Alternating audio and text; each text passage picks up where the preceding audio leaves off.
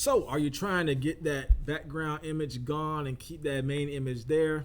Don't worry about it. It's really, really simple. I'm going to show you how I do it every single time coming up next.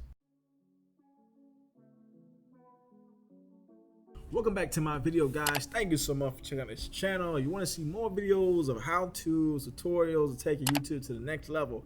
This channel is all about that. So let's jump right into the video. So I know most of you guys are trying to figure out how you can make that background transparent and maybe keep a subject on that image there. Very, very easy to use. It's in Canva. So if you haven't checked out Canva yet, make sure you hit the link in my description box. If you haven't been using Canva and you've been sleeping, right? You've been sleeping. Wake up, it's free, it's good to use.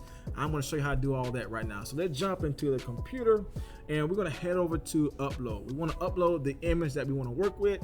I'm going to use one of the pictures Canva already have on here and drop it into my working area. Now, when you have your image already uploaded, it's simply a one clicker, right? One clicker. You want to click on your image, and when you do that, it's going to give you different options that come up top, right?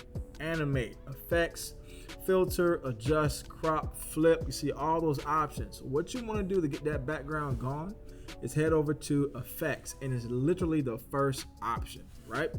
Hit background remover, and simply what it's doing, it might take some time, but it's analyzing your image to see what is the key subject and what is the background. Sometimes, usually it works. If you got a more complex image, that's why we're going to use a pixel.